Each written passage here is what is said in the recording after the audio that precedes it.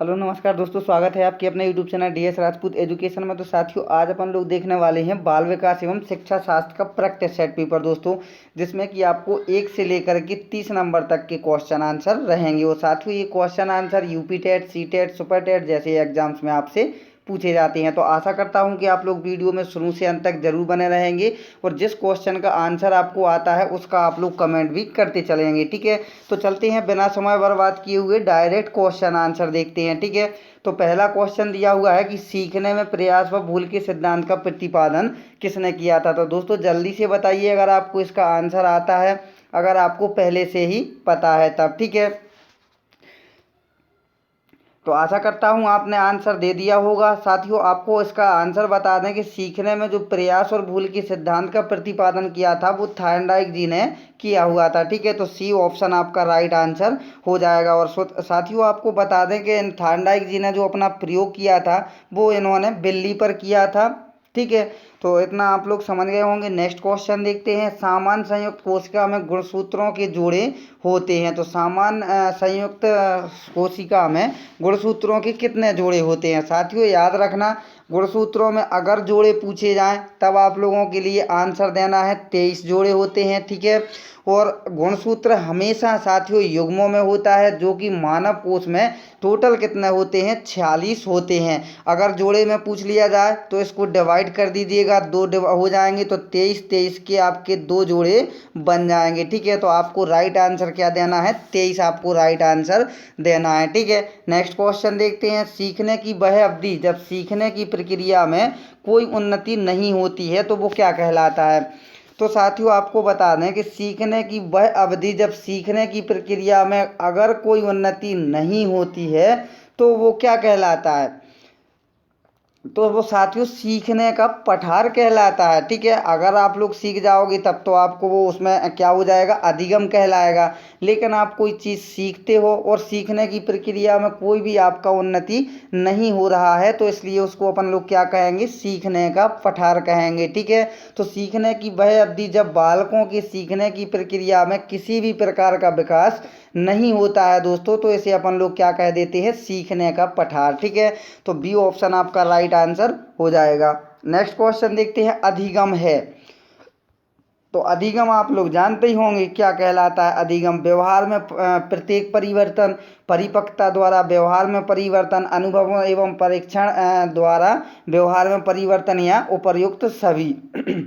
तो अधिगम की जो परिभाषा होती है, अनुभवों एवं परीक्षण के द्वारा व्यवहार में आए परिवर्तन को अपन क्या कहते हैं, अधिगम कहते हैं। इसलिए आपका सी ऑप्शन जो है वो आपका राइट आंसर हो जाएगा। ठीक है, नेक्स्ट क्वेश्चन। वाइगोत्स्की के अनुसार बच्चे सीखते हैं। तो वाइगोत्स्की के अनुसार बच्चे किस प्रकार से सीखते हैं, जब पुनर्बलन प्रदान किया जाता है, परिपक्व होने से, अनुकरण से, वयस्कों और समवयस्कों के साथ परस्पर क्रिया से। तो साथियों वाइगोत्स्की का जो मानना है, जो बच्चे सीखते हैं तो वयस्कों और समवयस्कों के साथ जब वो परस्पर क्रिया करते हैं दोस्तों तब बच्चे सीखते हैं। ठीक है, तो आपका डी ऑप्शन जो है वो राइट आंसर हो जाएगा। ठीक है, नेक्स्ट क्वेश्चन देखते हैं। क्रिया प्रसूत अनुबंधन सिद्धांत का प्रतिपादन किसने किया था। क्रिया प्रसूत, ठीक है, याद रखना दोस्तों, क्रिया प्रसूत, ठीक, क्रिया प्रसूत से आपको याद रखना है स्किनर ने। ठीक है, तो क्रिया प्रसूत अनुबंधन सिद्धांत का जो प्रतिपादन है वो प्रसिद्ध मनोवैज्ञानिक BF स्किनर ने किया हुआ था। ठीक है, इन्होंने अपना जो प्रयोग किया था वो चूहे पर किया था, जिसे स्किनर बॉक्स कहा जाता है। ठीक है, और स्किनर ने इस सिद्धांत को अपने पाठ्यक्रम के आधार पर सरल बनाने के लिए क्या किया था, छोटे छोटे खंडों में बांट दिया था। ठीक है, जिससे अधिगम शीघ्र और प्रभावकारी हो। ठीक है, तो क्रिया प्रसूत अनुबंधन के पुनर्वलन का व्यापक महत्व है, जो दंड और पुरस्कार परिणाम एवं ज्ञान के रूप में होते हैं। ठीक है, तो आपका राइट आंसर क्या हो जाएगा, स्किनर हो जाएगा। नेक्स्ट देखते हैं। कोहलर निम्न में से किससे संबंधित हैं। तो कोहलर किससे संबंधित है, अभिप्रेरणा का सिद्धांत से संबंधित है, विकास का सिद्धांत, व्यक्तित्व का सिद्धांत या अधिगम का सिद्धांत। तो साथियों कोहलर जो संबंधित थे वो अधिगम के सिद्धांत से संबंधित थे, ठीक है। और प्रसिद्ध मनोवैज्ञानिक जो कोहलर थे साथियों, इन्होंने अंतर्दृष्टि या सूच के सिद्धांत को प्रतिपादित किया हुआ था, ठीक है, जो सीखने यानी कि अधिगम के सिद्धांत में संबंधित है, ठीक है। और इन्होंने अपना जो प्रयोग किया था वो चिंपैंजी पर किया था। चिंपैंजी का अगर आपसे नाम पूछ लिया जाए कभी तो आपको राइट आंसर देना है सुल्तान, ठीक है। सुल्तान नामक चिंपैंजी पर इन्होंने अपना प्रयोग किया हुआ था, ठीक है। नेक्स्ट क्वेश्चन देखते हैं, निम्न में से कौन सा वंशानुक्रम का नियम नहीं है? तो वंशानुक्रम का नियम कौन सा नहीं है? समानता, भिन्नता, प्रत्यागमन या अभिप्रेरणा।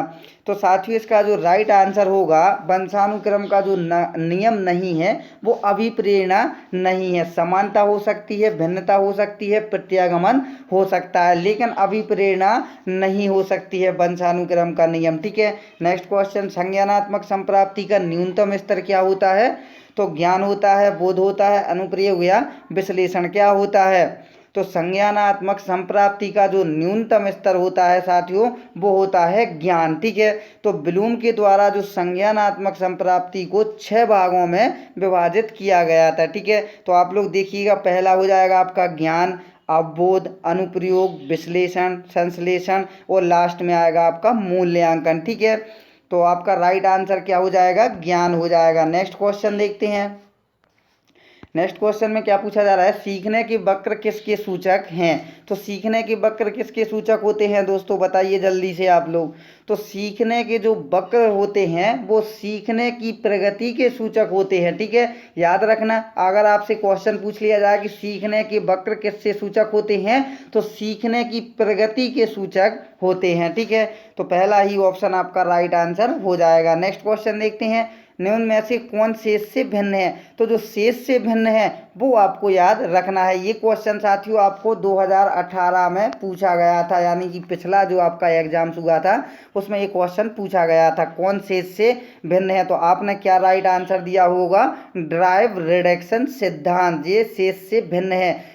क्यों भिन्न है? तो ड्राइव रिडक्शन सिद्धांत एक अभिप्रेरणात्मक सिद्धांत है दोस्तों। यह सिद्धांत जो है वो प्रसिद्ध मनोवैज्ञानिक क्लार्क हल के द्वारा वर्ष 1943 में दिया गया था, ठीक है, इसलिए ये शेष से भिन्न हो जाएगा। नेक्स्ट क्वेश्चन देखते हैं, निम्न में कौन सीखने के गेस्टाल्ट सिद्धांत से संबंधित है?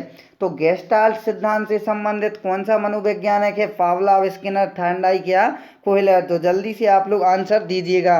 तो गेस्टाल्टवादी सिद्धांत किन्होंने दिया था? कोहलर ने, ठीक है, याद रखना है कोहलर, ठीक है। नेक्स्ट क्वेश्चन, कक्षा शिक्षण में पाठ प्रस्तावना सोपान सीखने के किस नियम पर आधारित है? तो कौन से नियम पर आधारित हो जाएगा? प्रभाव का नियम, सादृश्यता का नियम, तत्परता का नियम या साहचर्य का नियम? तो दोस्तों इसका जो राइट आंसर हो जाएगा कि शिक्षण में पाठ प्रस्तावना सोपान सीखने के तत्परता के नियम पर क्या करता है? आधारित है दोस्तों। किस पर आधारित है? तत्परता के नियम पर आधारित है।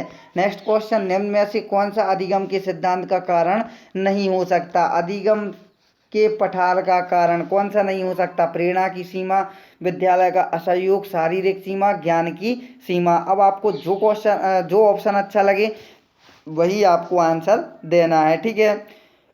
तो अधिगम के पठार का कारण नहीं है, तो विद्यालय का असहयोग सीखने के पठार का कारण नहीं है। क्यों नहीं है? सीखना या अधिगम जब स्थिर हो जाए तो इस क्रिया को सीखने का पठार कहते हैं, ठीक है। और अधिगम जो पठार हैं उसको भी देख लेते हैं। ज्ञान की सीमा है, उत्साह या प्रेरणा की सीमा है, शारीरिक क्रिया की सीमा है, कार्य की जटिलता है। लेकिन दोस्तों विद्यालय का जो असहयोग है वो अधिगम के पठार का कारण नहीं हो सकता, ठीक है, इसलिए आपका बी ऑप्शन राइट आंसर हो जाएगा। साथियों बहुत ही अच्छे से आपको समझाने की कोशिश की जा रही है, हर एक क्वेश्चन का आपको विथ विश्लेषण के साथ आंसर बताया जा रहा है।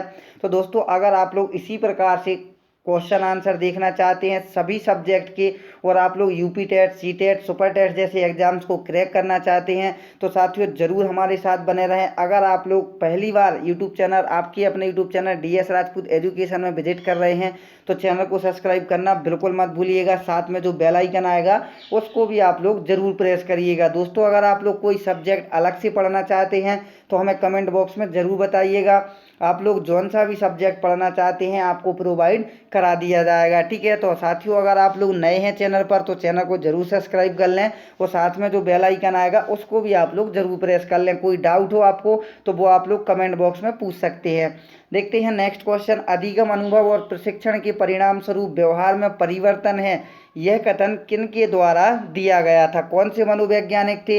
ये क्वेश्चन 2018 में दोस्तों विवादित प्रश्न था, आपको याद आ जाएगा, गेट्स व अन, मॉर्गन और गिलीलैंड, स्किनर या क्रॉनबेक। तो साथियों इसका जो राइट आंसर था आपका गेट्स व अन थे। ठीक है, लेकिन उन्होंने कोई दूसरा ही आंसर दिया हुआ था। ठीक है, तो अधिगम अनुभव और प्रशिक्षण के परिणाम स्वरूप व्यवहार में परिवर्तन है, यह कथन किनके द्वारा दिया गया था? तो गेट्स व अन्य के द्वारा दिया गया था। अधिगम का जो अर्थ होता है वो सीखना होता है।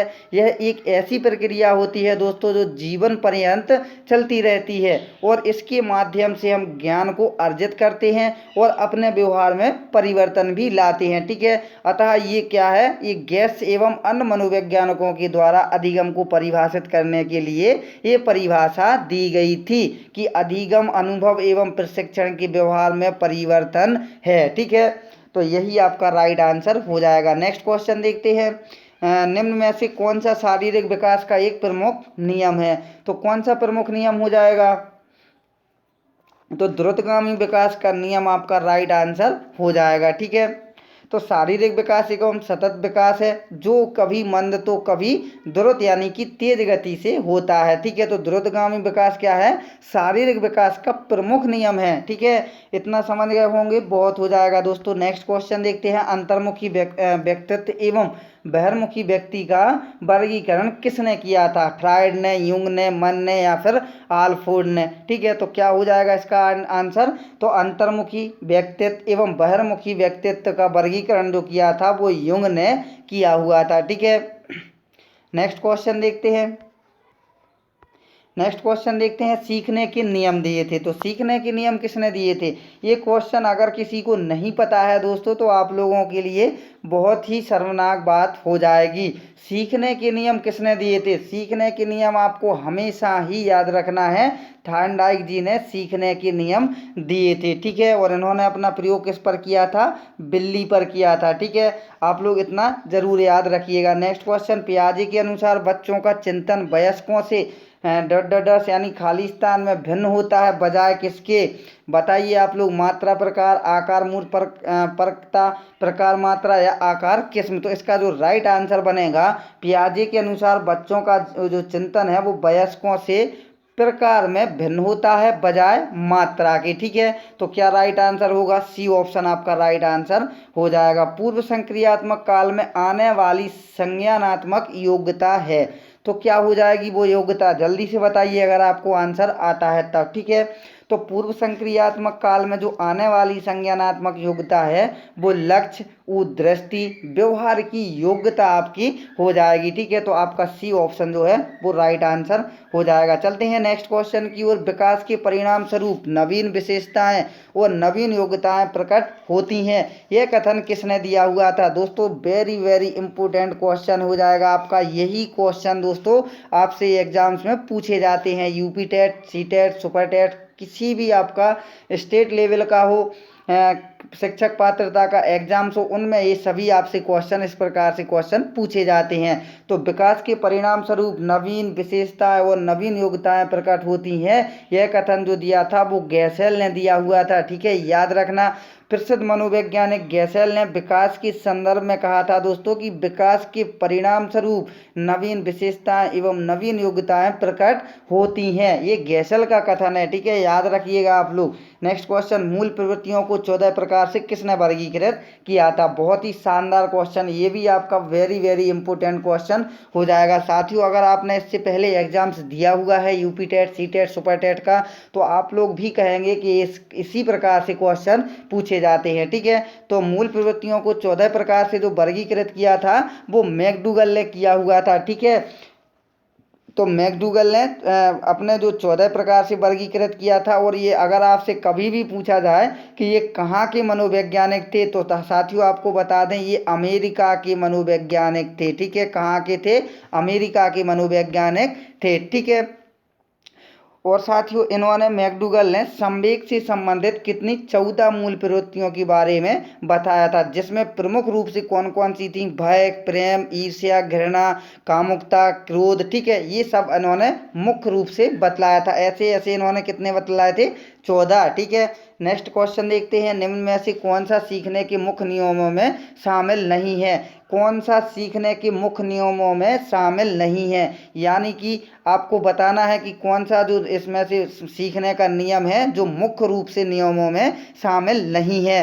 तो क्या हो जाएगा? बहु अनुक्रिया का जो नियम है दोस्तों, ये सीखने के मुख्य नियमों में शामिल नहीं है। तत्परता का नियम है, अभ्यास का नियम है और प्रभाव का नियम है। दोस्तों ये जो कथन ये नियम है, ये नियम जो दिए हुए थे ये आपके थायरनडाइक ने दिए हुए थे। थायरनडाइक भी कहाँ के मनोवैज्ञानिक थे? अमेरिका के थे दोस्तों। ठीक है, तो इन्होंने अधिगम से संबंधित तत्परता का नियम, अभ्यास का नियम एवं प्रभाव का नियम दिया हुआ था और इनका प्रतिपादन इन्होंने ही किया था। लेकिन जो बहु अनुक्रिया है का नियम सीखने के मुख्य नियमों में शामिल ना होकर थायरनडाइक के अधिगम संबंधी सहायक नियमों में शामिल है। ठीक है, नेक्स्ट क्वेश्चन देखते हैं। भाषा, अब पढ़िए ऑप्शन आप लोगों को बताइए इसका राइट आंसर क्या हो जाएगा। भाषा, भाषा को क्या आप लोग आगे बता सकते हैं? भाषा हमारी विचार प्रक्रिया को प्रभावित करती है। क्या करती है? हमारी विचार प्रक्रिया को प्रभावित करती है। ठीक है, तो डी ऑप्शन आपका राइट आंसर हो जाएगा। नेक्स्ट क्वेश्चन, इनमें से किनका नाम सृजन शास्त्र के पिता से जुड़ा हुआ है? सृजन शास्त्र के। ठीक है, तो आपको याद रखना है, ये भी क्वेश्चन बहुत ही वेरी वेरी इंपॉर्टेंट क्वेश्चन है दोस्तों। सृजन शास्त्र के पिता से जुड़ा हुआ है, तो वो जुड़ा हुआ है दोस्तों किससे? गाल्टन महोदय से। किससे जुड़ा हुआ है? गाल्टन से। सृजन शास्त्र के पिता जो हैं, अगर क्वेश्चन पूछा जाए कि ये कहाँ के निवासी थे, ठीक है, तो ये फ्रांसिस के थे। ठीक है, यानी कि ये सृजन शास्त्र के पिता के रूप में जाने जाते हैं और इनका जो उद्देश्य था अनुवांशिकी एवं मानव आबादी का विकास करना था। ठीक है, तो सृजन शास्त्र के पिता पूछा जाए तो कौन है? गाल्टन। कहाँ के थे? फ्रांसिस थे। ठीक है, नेक्स्ट क्वेश्चन देखते हैं। नेक्स्ट क्वेश्चन में क्या पूछा जा रहा है? बाल केंद्रित शिक्षा में शामिल है। तो बाल केंद्रित शिक्षा में क्या शामिल है?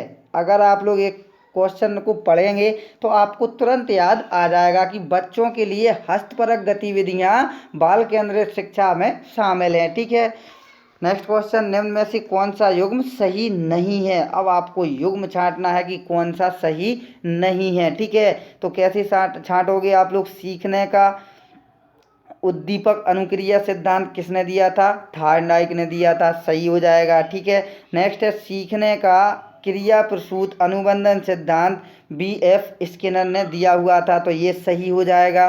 सीखने का क्लासिकल सिद्धांत किसने दिया था? पावलाव ने दिया था।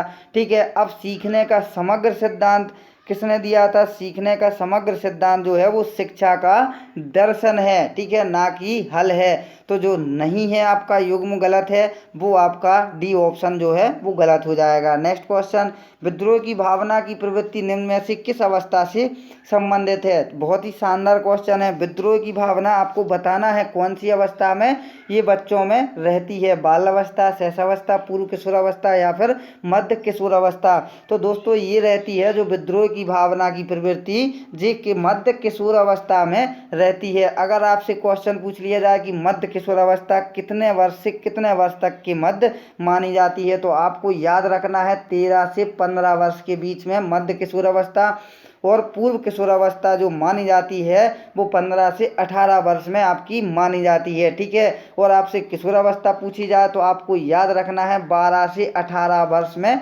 आपका आ जाएगा। ठीक है, नेक्स्ट क्वेश्चन देखते हैं। समावेशी शिक्षा मानती है कि हमें खालिस्तान को खालिस्तान के रूप में बदलना है। बच्चे व्यवस्था, व्यवस्था बच्चे, परिवेश परिवार, बच्चे परिवेश। तो क्या हो जाएगा इसका राइट आंसर? तो दोस्तों समावेशी शिक्षा मानती है कि हमें व्यवस्था को बच्चों के अनुरूप बदलना चाहिए। ठीक है, तो आपका क्या राइट आंसर हो जाएगा? बी ऑप्शन जो है वो राइट आंसर हो जाएगा। आज का लास्ट क्वेश्चन देखते हैं। सृजनात्मकता मौलिक परिणामों को अभिव्यक्त करने की मानसिक प्रक्रिया है, ये कथन जो है वो किस मनोवैज्ञानिक ने दिया था? आप लोगों को अगर आता है तो जरूर बताइएगा। ठीक है, तो साथियों इसका जो राइट आंसर हो जाएगा, सृजनात्मकता मौलिक परिणामों को अभिव्यक्त करने की मानसिक प्रक्रिया है। ये कथन जो दिया था क्रो एवं क्रो ने दिया हुआ था। ठीक है, तो साथियों अगर आपको ये प्रैक्टिस सेट पेपर पसंद आया हो, हमारा पढ़ाना पसंद आया हो, तो ज़रूर वीडियो को लाइक कर दें। और आप लोगों ने अब अभी तक चैनल को सब्सक्राइब नहीं किया है तो चैनल को ज़रूर सब्सक्राइब कर लें। साथ में जो बेल आइकन आएगा उसको भी ऑल नोटिफिकेशन पर क्लिक करके आपको छोड़ देना है। क्यों छोड़ देना है? जैसे ही कोई वीडियो अपलोड होगी उसका नोटिफिकेशन आपके पास तुरंत पहुंच जाएगा। तो चलते हैं साथियों, मिलेंगे नेक्स्ट वीडियो में। जब तक के लिए जय हिंद, जय भारत, वंदे मातरम दोस्तों।